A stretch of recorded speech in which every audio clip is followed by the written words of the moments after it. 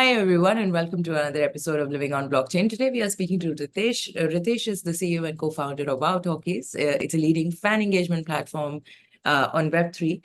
They have done brilliantly well in terms of the initial traction that they have gathered. They are right now in the midst of their pre-seed round, which they're closing. wowTalkies is not Ritesh's first fan engagement platform. He's worked in fan communities on a platform for football fans and earlier in deep tech as well. This was a very interesting conversation for two reasons. One, I personally am not able to understand fandom to a large degree, especially with movies and movie stars and celebrities. And this might make me sound like I live under a rock, but I'm not able to identify with the kind of fandom that people see and the celebrities see. So this was personally enriching for me because I got a little bit of an insight into how that kind of um, psychology works. And it was very, very interesting because ultimately this is a consumer facing platform and which is on Web3.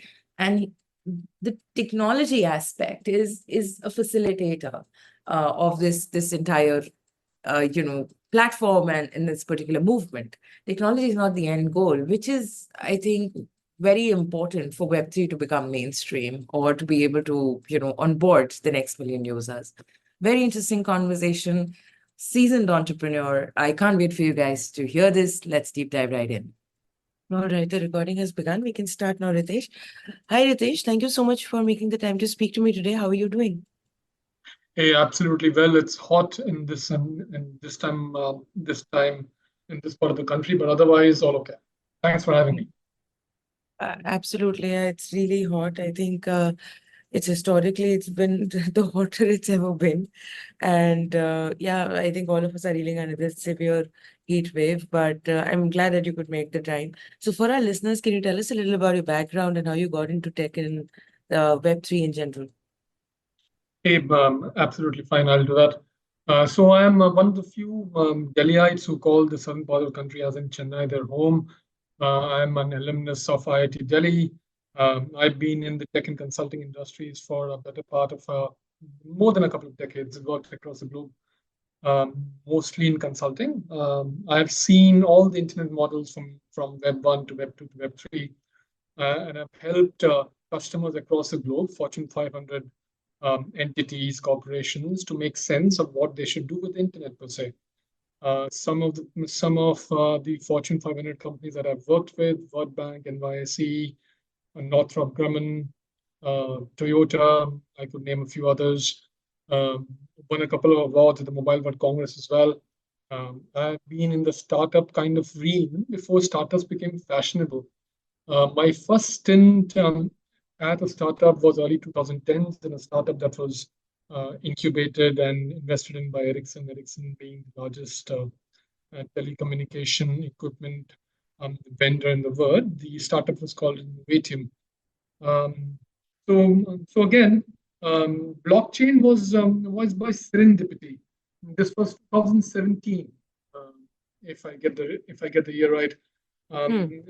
the project was called Open Giving. These were gentlemen out of Australia, Okay. and they had a the concept was very simple. The concept was, well, they wanted people like you and me to give donations to causes that they would like.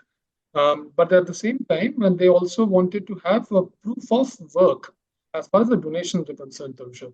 For Hmm. example, if you were to donate for somebody to run a marathon and for that person to get trained for a marathon, if that person was from disadvantaged circumstances, then you would want proof of work to figure whether the donation was being spent for the right cause. Uh, and this was a peculiar situation. We were grappling with the fact, as in, how could we have everything transparent for the user who was giving the donation, and for the doer who was using the donation to do the cause per se, which is when we with serendipity stumbled on blockchain for its permissionless and, and trustless virtues. Right. So yeah, that was my introduction to blockchain. A small, simple project with a very peculiar use case that required all the virtues of the blockchain that it espoused. It was very early at that point of time. We had Hmm. a bit of trouble because as the project got more popular, we had a bit of trouble in scaling, but those was early days. So that was my first intro to blockchain. Wow. So it's been quite a journey. So you basically stumbled into blockchain because you were looking for a solution for a problem that you were facing at that moment. Absolutely, absolutely, which is why I call it serendipity. Yeah. Right. Excellent. So, from then, when, you stumbled upon blockchain and you started utilizing blockchain as a part of the solution, to now where, you have wowTalkies. Can you tell us about that journey? Yeah, so the journey has been checkered. 2017 was when we were leading digital for a boutique, a mid-sized IT company, and I'll Mm-hmm. give you the genesis as to why we are doing wowTalkies in a bit. 2017 onwards, I was CEO at an edtech company. It was Novatium Second Avatar. We built the portfolio up from scratch to be the largest deployed solution in India. But that notwithstanding, as part of this boutique mid-services IT firm, we were requisitioned by the top European football clubs. Yeah, and there I they had a very um, they had a single line problem statement. The problem statement was such: they were doing a lot of stuff on Facebook, and they had multi-million user bases on Facebook per se, and all the content generation was coming from them as content generators. But then they said that, hey, listen, we are generating all the content. We all the fans are coming to Facebook for our social presences per se. But then the revenue that we are earning is zilch. Um, do we have any control on the content, the way it is being displayed? Zilch. Is there any way that we can disenfranchise current methods of social engagement and build something that gives us more control? That was a single line statement. And imagine now these are very very powerful clubs. Yeah, they are and in terms of the Deloitte top football club list, they will rank among the top 10. In terms of social media presences now, they rank among the top 10 and 20. So imagine if these powerful entities have no control over what fan engagement is about. The fans per se always have the rough end of the stick. So we built what was Dugout then and what is OneFootball now. OneFootball now is the largest digital platform of football fans worldwide. It's grown far and wide, which is where the genesis of this this double-sided equation that fan engagement lends itself, as in content creators, popular content creators on the supply side, and fans like yourself and myself on the demand side. Um, so we were very proud that we were able to solve it from the perspective of the content creators, powerful content Right. creators. Then, so we said, hey, let's dabble into trying to solve it from the perspective of simple fans like yourself and myself in its second avatar after, which is what was the genesis for the birth of wowTalkies.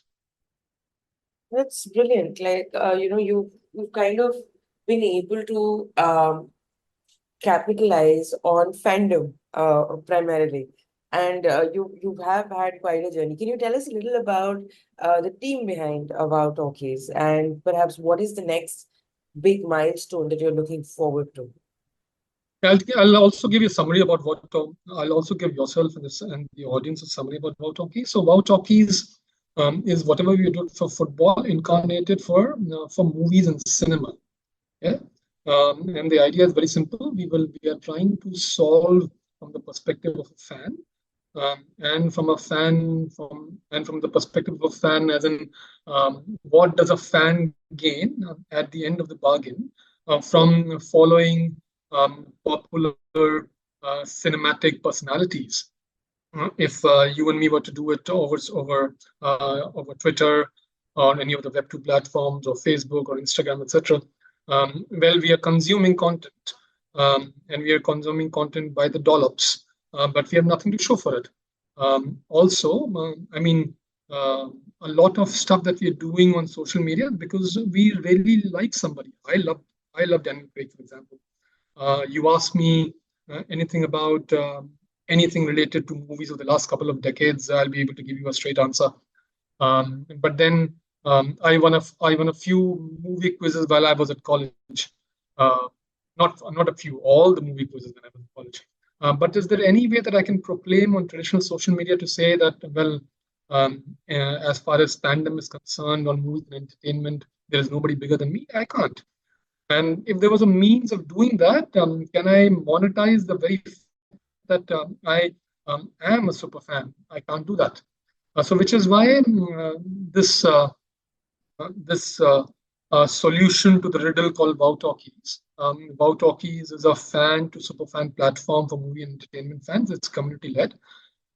So anybody can join a community of like-minded fans or create a community per se, engage in the community in an engage to one model. And the more anybody engages, the more they move up to fan to super fan leaderboard, which is how you and me can proclaim our super fandom. And as part of the fan to super fan leaderboard transition is when content monetization opportunities open for simple fans like yourself and myself as well. Okay. We also do a lot of AI and AR. We've been doing AI and AR before AI and AR were fashionable. We've been doing it since 2022 using frameworks, generative AI models that are older than the current generative AI model. We're using something called GANs, GANs, Generative Adversary Networks, and using AI and AR. Well, I could be James Bond in James Bond click using PS5. I could basically mouth James Bond dialogues. I could click a photo with James Bond. I could sport a tuxedo that he would have. I could sport favorite James Bond style. I could shoot the pistol that he does in the entry of every James Bond movie, stuff like that. So we brought all this together, as in the community building pieces, the leading edge AI and AR tech pieces, and the very um, unique gamification things that we've come up with to be able to build a fan super fan journey as part of our talkie. So a long answer to a short question, and it was a previous question that you asked me as to what our talkies was about, but I forgot to address it. I'm addressing it now. That's that in a more than nutshell is what wowTalkies is about. Okay. We are a young team. Sai and me. Sai handles tech. I handle everything that is non-tech. Kari is our third co-founder. Kari handles everything that is operations related. So because we do a lot of AI and AR, we are using a lot of cloud infrastructure, Google, Amazon, and a lot of decentralized stuff as well. Kari handles that. We are a team of 7, and it's a young team. Um, we are a young company as well. We started out in late 2022. Um, we've achieved quite a bit. Traction is good. We started on Web 2, which is where we refined the AI and AR models that I'm speaking about. The Right. Web 2 avatar was basically just Tamil and English. Tamil because, I mean, the company is headquartered out of China and India. And then we transitioned to Web 3, if I remember the time frame correctly, sometime in the beginning of late 2022, early 2023. Yeah, so that in a nutshell is our journey. Small team, a lot to do, enthusiastic, very um, incipient as far as the journey is. Very nice. So, because you made that move from Web 2, like you mentioned that, you refined the platform and then you moved to Web 3. Once you have like now moved to Web 3, is the Web 3 element purely the NFT aspect, or is there some other aspect to the platform which is also blockchain related? Yeah, great question. I'll come to what platform does on the blockchain later, but the transition to Web 2 and from Web 2 to Web 3 was necessary. Hmm. So we were fairly okay in the Web 2 realm. We were bootstrapped. We didn't have any investment. We had around more than 3 lakh downloads. And then the average time that was being spent on the platform was between 5.5 minutes per user. Instagram at that point of time in India was 18 minutes. Now Instagram is behemoth, and we were bootstrapped, so 4.5, 5 minutes was nothing to scoff about. But then, Tarusha, what was happening was that we were becoming a content um, creation and a content generation company. So, in the Web2 realm, for users to come back and spend 5 minutes tomorrow, we were always regurgitating the content bandwagon. Because I mean, if somebody was to come tomorrow, he or she needs to see fresh content. He or she needs to experience something different. Right. And hence, we realized that we wouldn't be able to scale with where we were Hmm. on being a content generation company. That was not the idea. Yeah, the idea was to facilitate the interaction between the demand and supply side. Hmm. And that was not the theory at all. That was not the thesis.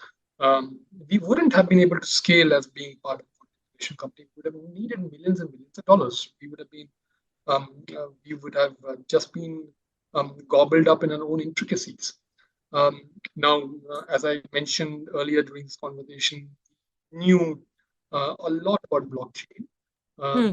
And hence, when we just started reading more about as to what the internet transitions to Web3 were about, we thought that, hey, this is the right way to do it because in the Web3 kind of internet model, so we could be permissionless, we could be decentralized, and we could do the self incentivization for users to themselves create content, in which case we need not be the content generation company that we were being forced to. Yeah. Um, and then in which case we thought it was the good riddance to a great cause. And hence we could do the fan to super fan journey in a decentralized manner as well. And then everything could be transparent as to why somebody was getting privilege and why somebody was not. Uh, we'd done stuff on blockchain. All our contacts were on the investment side and on company building side were on Web2, which is why we started on the Web2, which is why we the Web3 stuff. Um, so logically a right choice. Currently, on in as wowTalkies stands, um, the user journey per se, the user traction, the proof of the pudding on what the user does, everything is on chain. The content is on chain as well. Okay. For the very fact that what is popular and what is not. Um, some of the contents are collectibles, some of the content are not collectibles. The piece that is a collectible is on chain as well. Um, Pieces that are collectibles can be rented and lent, so all those stuff is on chain as well. Um, the network effects of rewards and recognition, that is on chain as well. Um, we've So it's easy to say that everything is on chain, but I mean we know that um, and gas fees is a variable, and then scaling is a variable as well. Hmm. So we've built some sort of a middleware to be able to asynchronously post transactions on the chain per se, so that everything is transparent on chain. But then we're not loading the chain synchronously and lending ourselves to the vagaries of scalability and gas fees and stuff. Okay, this is very interesting. So, from personally, I think I have never really uh, understood, to be very like honest, fandom. And I'm usually hard pressed whenever somebody asks me for a favorite of anything for that matter. And I'll have preferences, but I don't really have favorites, and I'm not able to perhaps categorize myself as, say, a fan or a super fan. So this is all very interesting to me personally to just understand. But taking it from that perspective, so the platform that you have is primarily for people who are probably fans of, say, movie stars, or the football aspect is obviously that is separate platform altogether, and celebrities primarily. Is that correct? That, Do you that's envision correct. to move beyond these particular niches to other And that's niches? absolutely correct. We started in the movie and entertainment space because we thought we'd done something on sports, Hmm. and we currently are fixated on the movie and entertainment space. Hmm. Um, as I said, we are young. We Right. have investment, Yeah, but yeah. then we don't have investment in the millions of dollars. Um, so any sectoral extensions will have to wait. But the Okay. concept per se is extendable and scalable to other sectors, sports being one, art being the other, Hmm. music being another, politics, for example. Yeah. Hmm. Although Hmm. a lot of cases we have these arguments, we wouldn't want to touch politics even with Yeah. a barge pole. They are too Right. Yeah. contentious. I get Too that. Yeah. contentious. Too Yeah. contentious. Yeah. We don't want to have somebody throw stones at the office. Yeah. Yeah. Yeah. Don't It's want to. too a hot Yeah. a topic here in India. Like, Yeah. I think. So Yeah. that's there. So, That would and this be. is primarily in India. The movie stars and celebrities. Obviously, it's a global platform, right? Because you're on Web3, so I'm assuming and these collectibles are on blockchain. You're saying interactions are on blockchain. So obviously, you are global. But these are primarily Indian movie stars and celebrities. So everything that we I forgot to mention that in the theory of users building their own communities and doing stuff, we were able to build some sort of, we think we've been able to build some sort of a circular economy. Hmm. Circular economy is different than what is a unidirectional stage to audience kind of a mechanism. Yeah? Right. In a stage to audience kind of a mechanism, I'm subservient to a content creator, a celebrity in this case, for the celebrity to create content and me to be To able to consume consume the it. content and monetize. Yeah. Yeah. Yeah. In a circular kind of an economy, you and me are equally proficient, and you and me Hmm. have equal permissions to be able to do whatever we want on anything related to a celebrity that you and me espouse. Mm-hmm. Which is why this is more circular rather than unidirectional as traditional social media is. The second part of the question was, yeah, we are the audience, the user audience per se is predominantly from India. Hmm. Uh, we don't have any vagaries on what the content and community should be like. So, for instance, in the current version of wowTalkies, we have a Malayalam-centric community. We have a French-centric community as well. We have something Right. that is very Mission Impossible, Tom Cruise, Hmm. Cruisitic community. We have something on the Marvel Cinematic Universe. We have something on general cinema. General cinema is mostly populated by the Indian cinematic universe. But then that is a factor because the audience is Indian. And the audience is predominantly Indian because, well, we floated out of India, so India is the test market. And then, as I said, we have investment, but we don't have investment in tunes of millions and beyond. In which case, we are just being, what should I say, more conservative as far as cost of acquisition is concerned. Yeah. And Yeah. in acquiring an audience that's more international, um, the uh, the bandwidth um, and the runway, as in the investment runway, needs to be longer. Yeah, Right. Yeah. uh, The CSE would be more as well, right? I think. absolutely, absolutely. So that is not just not something, you don't want to, honestly, as an entrepreneur, this is something I can truly tell you that it's best not to spread yourself too thin and might as well conquer the niche, which is what you're doing. So more power to you guys. And there is absolutely nothing wrong with it. I think that's the right way to go about doing things. But again, just to satisfy my curiosity, and this might sound really like with weird but the kind of people who are like fans and super fans are these um content creators, are these folks, but why would they want to create content here and not say on a subreddit or Yeah, it's a great or question. another social network platform, like I'm genuinely curious, so Yeah, I would it's an love to know your absolutely great perspective. question. Um, Thank you. Yeah. yeah, but don't blame me for that at all. It's an absolutely great question. We get asked that a lot. Yeah. Hmm. So we appeal to all demographics and psychographics. It's not, while the platform is a fan to super fan platform, we're Right. not assuming even for a bit that anybody who is an audience will be an absolutely incredulous, vicarious super fan. Yeah, I am one. Hmm. Hmm. But then, as you mentioned, from a movie and entertainment perspective, you like them. But then, something that is a super fan. Are you? Maybe not really, right? Hmm.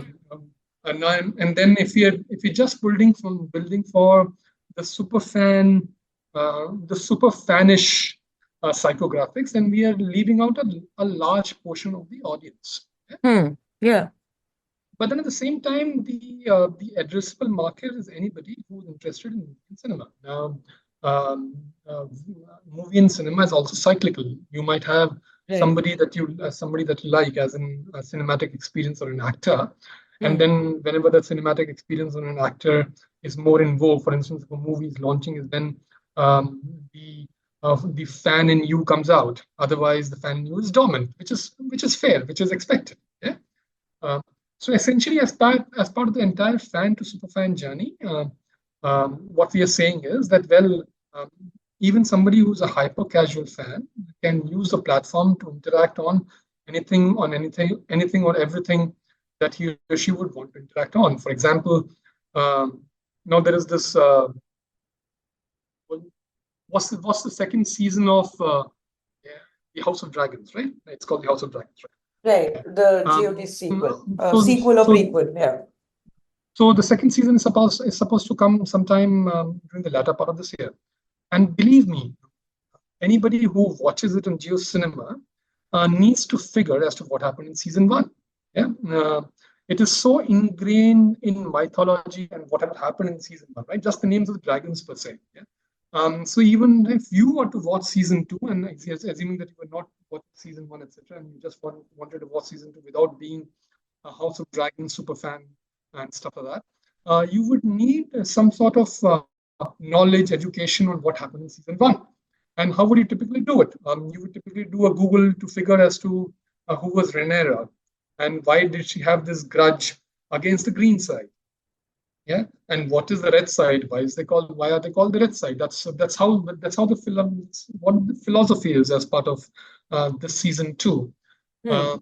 and then, you would get a lot of consumption of this from places like fandom and Wikipedia. That's where there will be theorists like myself who would give this entire genealogy of the greens versus the reds. Now I'm a super fan. I'm doing it on my own uh, play and call on fandom or anything of that sort. Now, what if I could basically um, monetize the fact that I knew everything about the greens and reds? So which is where me as in a super fan comes in. Somebody like yourself comes in because, this is the most uh, how should I put it? I'm struggling for the right word. This is the most recommended, authentic place where essentially you can figure anything about House of Dragons. The theories are correct. Uh, the entire experience is correct as well. You can basically figure as to why something is happening and why something is not happening, etc. So your viewing experience of House of Dragons goes up manifold. Yeah. And then, which is why somebody like you would basically want to use the platform per se. Now, whether you would want to pay for the experience of figuring out as to what happened in House of Dragons 1, maybe and maybe not. But somebody like Netflix or Geo Cinema, would they want to sponsor this content piece? Because if they're sponsoring this content piece per se, then in which case they're increasing the viewership of what was season one, and they're increasing their viewership what will be season two. In which case, any which way, uh, somebody who's as a brand in this case, Geo and Netflix is sponsoring the fact that somebody who's hyper casual like yourself um, is increasing his or her cinematic experience, and somebody who's a super fan like myself is being incentivized to help create that. Right. So a long answer to your question, but nevertheless. Right. So basically, on your platform, these super fans are incentivized to create a community of like thinking, perhaps individual, and there is an incentive as well. Right. And I forgot to mention the AI AR pieces. So people like you and me, we love the AI AR pieces. Right. AR pieces are not for a super fan. Um, and therefore you and me to enjoy the vicarious entertainment experience. So if you happen to watch House of Dragons and you liked it, then you could be then using AI you could be Rhaenyra, riding the dragon of your choice, and then if you like as to what you see on that still or video, you could share it on your Instagram, do whatever. So there was this advertisement from I think it was ITC Sunfeast featuring Shah Rukh Khan. This was in October last year, and the theme was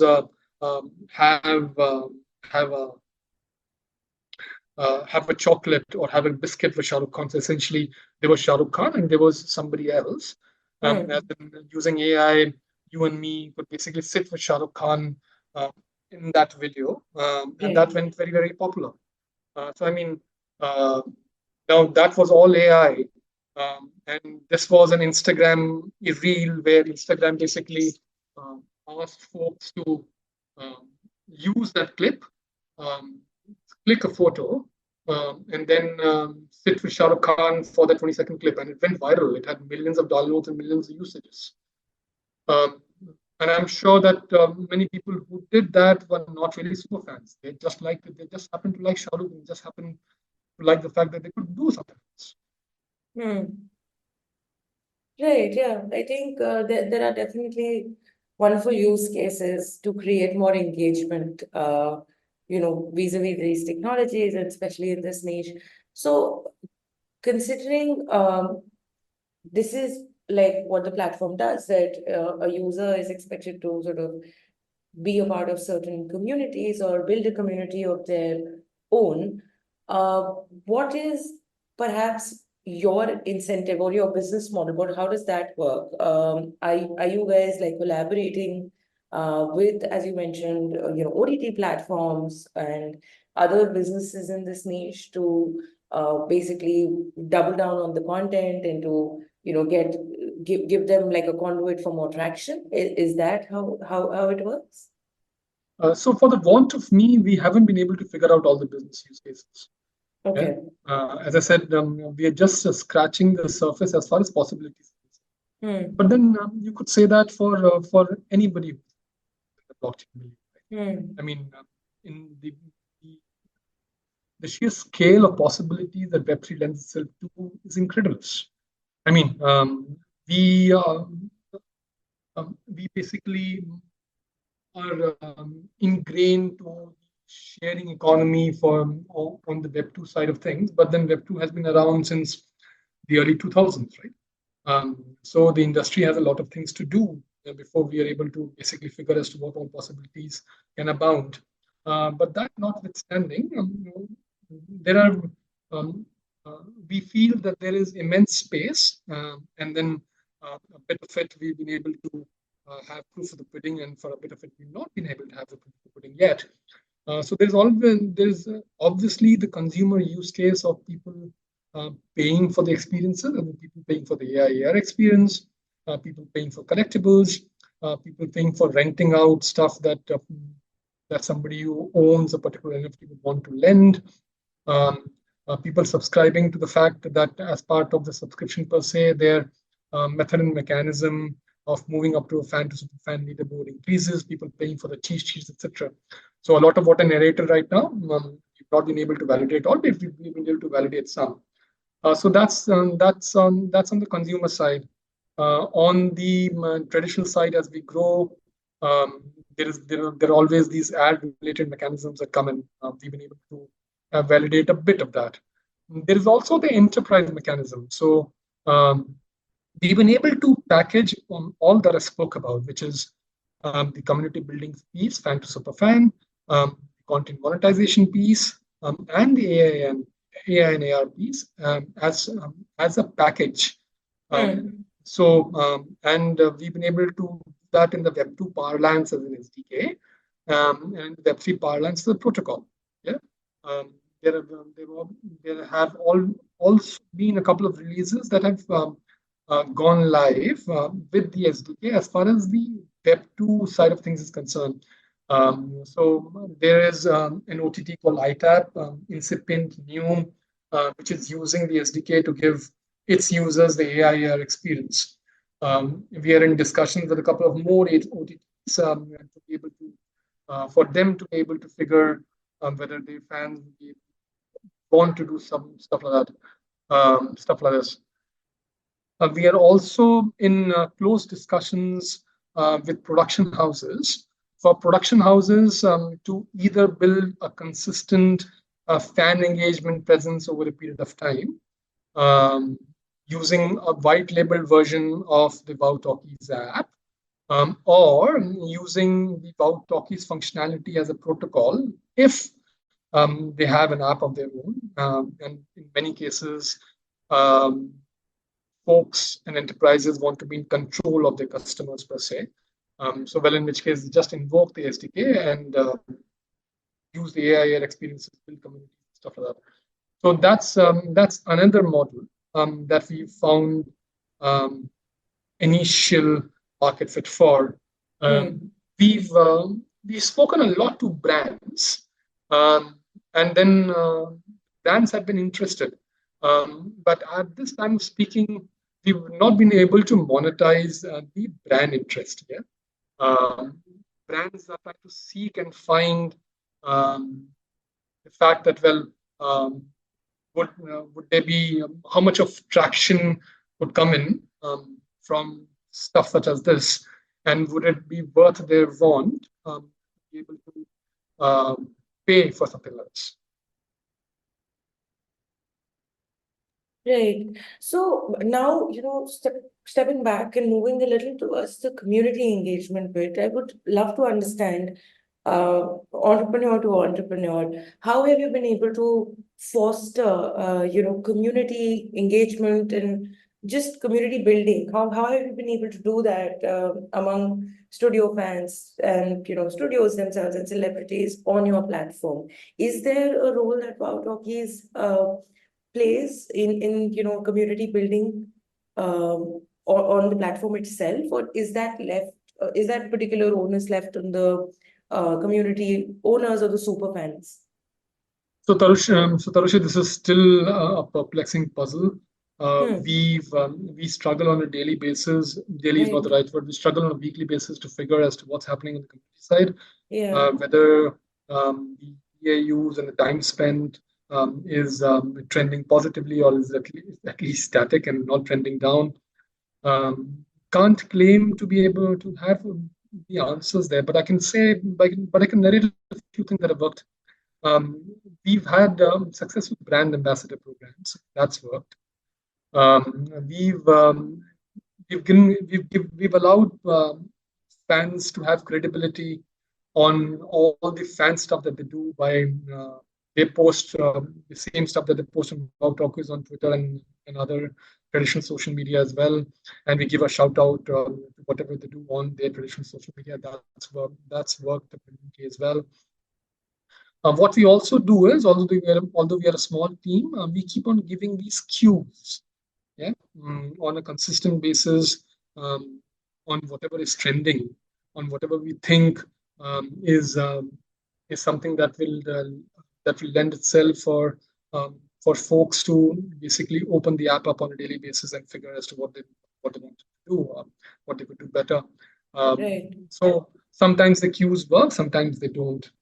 Um, what's also worked is we have the rewards and recognitions program, and then ultimately the rewards that people earn, which are currently in terms of points, gets translated into tokens whenever there's a token generation event. Um, um, in some cases, it's worked. People who moved up for the fan to super fan leaderboard, they love the fact that they have points. Right. But at the The same time, gamification basically works, right? yes.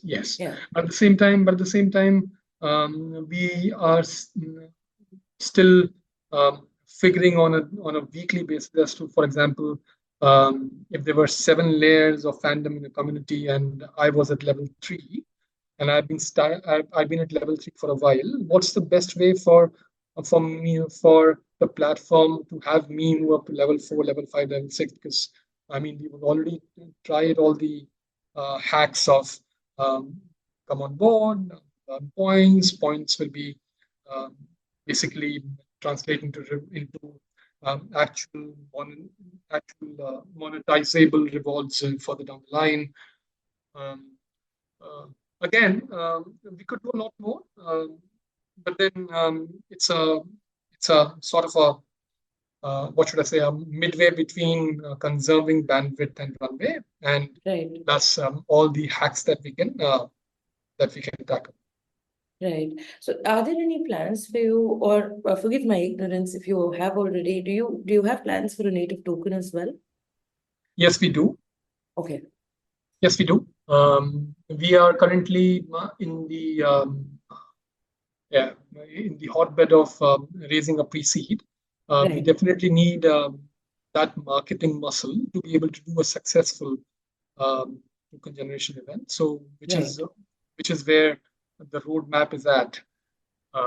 Yeah, but then that is an intricate part of the puzzle, not just from a perspective of people being monetized for the self-incentivization as rewards and recognition, but the very fact that self-incentivization would work in the longer term without the roll-ups of airdrops and reward points, etc. Right. Yeah, that becomes like a whole job, full-time job in itself, managing a token. So I understand that.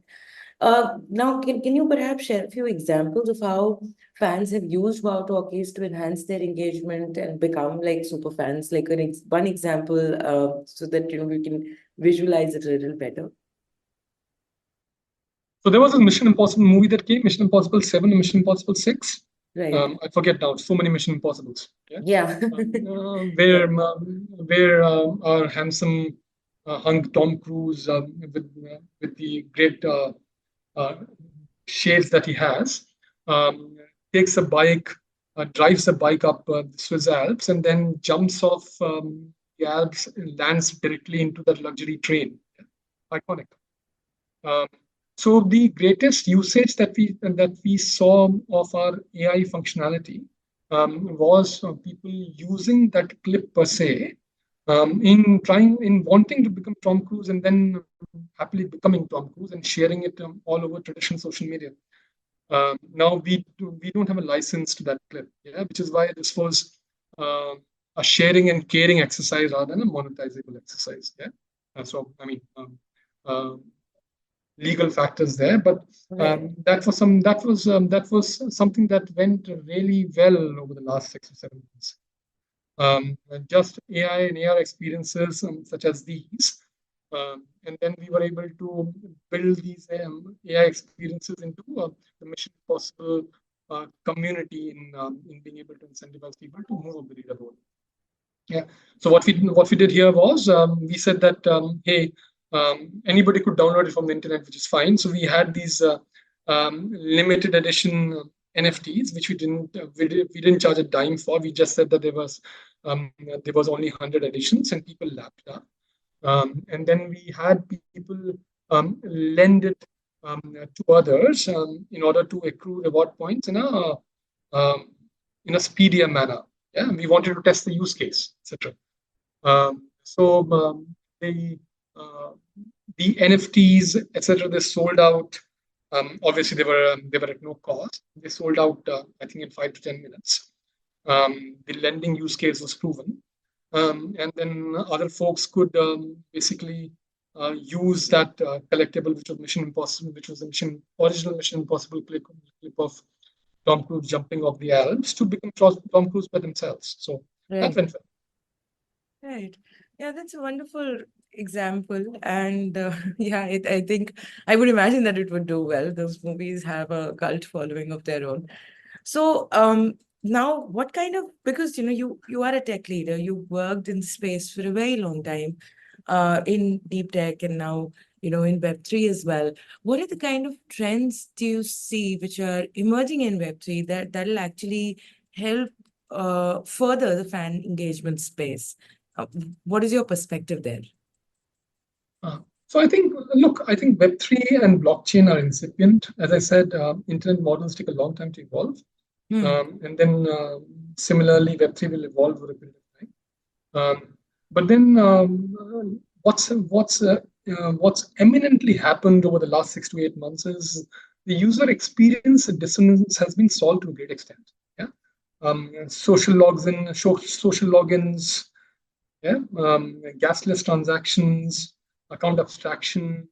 The infrastructure has scaled, which is why a lot of population scale projects. I mean, we're not population scale by any stretch of imagination right now. But then um, the very fact that we are building for population scale means that we have to have that confidence that the infrastructure will scale over a period of time. Otherwise, I mean, it's all theory.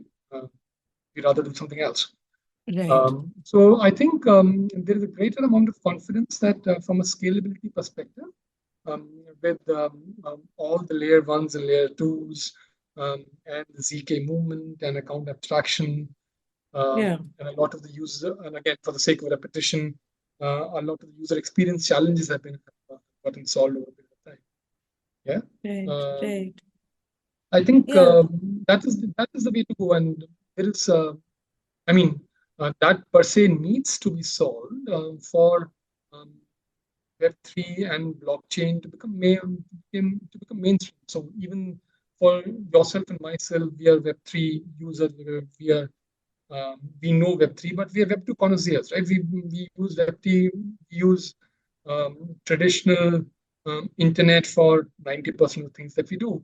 So Right. willy-nilly over a period of time, our expectations on whatever is happening in Web3 is analogous to whatever is happening in Web2. How long can we take an experience that is slow and tangy, and does not scale? Yeah? Um, Ultimately, I mean, while projects are uh, blockchain projects are scaling from a 6 month, 1 month to 1.5 years perspective, but if for a long-term runway and roadmap, the entire space needs to scale. Otherwise, I mean, um, projects that are doing well will also stagnate. Right. Yeah, absolutely. I think the technology itself, because it's so dynamic, it'll help further any kind of a niche that is sort of building on it. What I love the most about the platform that you've built and what I've gleaned from this particular conversation, that this is like a fabulous use case to get more people onto Web3 without them perhaps, really being perhaps active participants in Web3 otherwise as well. Would you agree? You nailed it. That's why we're doing what we're doing. Yeah. This is, yeah, because a lot of people keep talking about like onboarding the next million users, right, on Web3. And I think it is going to be use cases like these where the technology is a facilitator and not just the end goal, wherein users will come. So more power to you guys. Honestly, the more I'm hearing you talk about how passionate you're about what you're building, the more I see that this is something very, very relevant and it's going to do fabulously well. So now, just to sum up, because we are and out of time, I would love to know what is the next big milestone or partnership that you're very excited about, and what are the kind of partnerships that you look at, so in case any of our listeners are perhaps keen, they can maybe get in touch with you guys. So you mentioned that very, very correctly as part of this discussion. We are looking at tying in with enterprises in the entertainment space. Right. So production houses, Hmm. studios, OTTs, etc. The proof of the pudding is Independent immediate. filmmakers perhaps too. That as well. So we did a lot of legwork around independent filmmakers, Hmm. and then what we figured to our discomfort at the Russia was Hmm. that, well, um, there is a bigger bang for the buck as far as time is concerned Hmm. if we took the True. studio model. Yeah, Right. Yeah. Yeah. because I mean, studios scale as far as users and cinematic properties are concerned, and then studios are more professional. Yeah. Right. So willy-nilly, you can basically build a sales cycle around a studio interaction.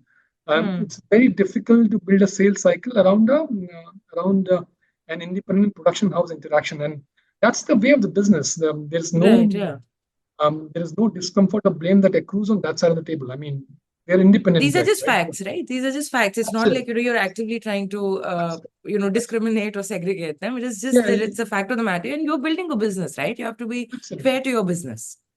So which is why we followed this. We also thought that we will have more control over what we wanted to um, how should I put it, proclaim as use cases by Hmm. working with niche players such as independent merchant houses. But we weren't able to scale that from a services slash logistics perspective, right? Which is why we abandoned that idea for now. Now I'm forgetting the question that you asked me. Yeah. So what's upcoming if Partners. all goes Yeah, yeah yeah. what's upcoming if Upcoming or exciting partnership that you are looking forward to. Yeah. So what's upcoming if all goes well, we'll be able to announce um, this protocol model with a couple of very popular studios for Brilliant. their marquee movies that are launching in 2024. Again, fingers crossed, touch wood. Absolutely. Knock Hopefully on that wood. will. And yeah, Yeah. I hope that I'm sure that you guys will crack it. This is wonderful. And congratulations in advance on these announcements that will come through. And I'm sure that, your platform is going to do fabulously well. So now, like I mentioned, we're running out of time, but I would love to ask you two more questions because you've talked extensively about the platform in general. I want to zoom out a little and talk about the space as well. Do you have an opinion on the kind of trends that you keep seeing in Web3? There's always a new trend every few months, every new cycle, with every new cycle, there are few niches that do really well. Uh, what are the kind of niches within Web3 you think would do well in this coming, and some people say that it has already started this particular bull cycle? So I love the fact that in Web3 there's something new to fathom every 3 months. Yeah. Right, yeah. Somebody would say six, but I would say three. Yeah. Hmm. So all the meme fashion, is it as fashionable as it was in the beginning of the year? I really don't know. Hmm. Airdrops, I mean, uh, now airdrops are a necessary and sufficient condition, right? Yeah. For for any incipient project. So it is also frustrating at the same time that there is Yeah. such a lot to grapple every 3 months. Yeah. Hmm. So from a builder to builder, um, we basically say that this is what we want to attempt these 3 months, and then the 3 months down the line, the carpet is moved a bit further. Yeah, or Yeah. there's a different carpet we are resting on. Right. Um, Yeah. so that is something that is very interesting, exciting, and perplexing as well. But I mean, I've, I've seen from a very close up and personal perspective, internet marvels evolving over a better part of the couple of decades. I think the decentralization, self-incentivization, inherent ownership, inherent to Web3 is something that will come to fruition over a period of time. There will be use cases that will come up. I'm very effervescently optimistic about RWAs. So I think the NFT bandwagon of the 2021s is an excellent use case for basically uh, proving the RWA use cases. So very uh, very excited about that. I think the decentralized physical infrastructure piece, where anybody who owns any piece of infrastructure can monetize his or her spare infrastructure, that I think is a great thing that will scale as well over a period of time. Those are two immediate spaces that, from coming from a Web2 background, I think there is um, great theory and practicality on these things using the Web3 phenomena to scale. And these will scale sooner than the others. Hmm. Right, that's wonderful to know. So now, Ritesh, because I have to ask this one question that I have, I kind of ask all the guests that come on the show. You made this leap from Web 2 to Web 3. You worked extensively in Web 2 and then, stumbled upon Web 3, and you've not looked back since then. If you had to give perhaps advice to somebody who is at the cusp but still not sure whether, Web 3 is for them, what would be your advice to them for them to start living on blockchain? Okay, so two zero principles. I think it is useless to try and retrofit all use cases into blockchain and Web3. Doesn't Yeah, work. very Yeah, important. it Yeah, doesn't work. Um, I mean, because the space is so emerging, you will find incipient interest, but then it will not scale over time. Um, that's one. The second, again, from zero principles, um, as the space is emerging, it's incipient again. Um, I would rather suggest to anybody who's building the space to have a lot of patience. Um, so this industry demands patience. It requires a lot of hacks. mm, Not all hacks turn out well. yeah, We don't have a template. So in the yeah, traditional industries, we have a template, right? We have a template, do this, do that, um, focus on DAUs and MOUs, build something that is long-standing as far as DAUs and MOUs are concerned, and the project will scale. Well, how do you build DA and MOUs here? You build DA and MOUs by airdrops. That's on scale. Yeah. right, yeah, So I mean, these are hacks. Hacks uh, have to be tried, but then we should always think of it from a base principles perspective and have patience around whatever you're building. I mean, there is a long way to go here. absolutely. I think you've kind of very succinctly put it, and this is very good advice. Don't try to retrofit blockchain into every solution and use case. And you need patience. You basically need to be able to persevere in this space to be, to really be able to build out your vision and to push it to a successful end and be able to scale it. It takes a lot of grit to stay in this space because as you said, there is no manual, right? You have to basically it's trial and error. You try different things and see what fits, and whatever does fit perhaps will not always fit because with each cycle every few months the space changes. Absolutely, Thank you you couldn't have so summarized it better. Absolutely. yeah. So thank you so much once again, Ritesh, for taking the time to speak to me today. This has been a very, very insightful conversation for me, especially, and I'm sure that it has been for the listeners as well. Before we wrap this up, any last thoughts? Just that, thank you. A pleasure doing this. Thanks for having me over. Wish you all the best. More power to you. Thank you so much once again, and all the best to wowTalkies and your other ventures. And I hope you scale great heights.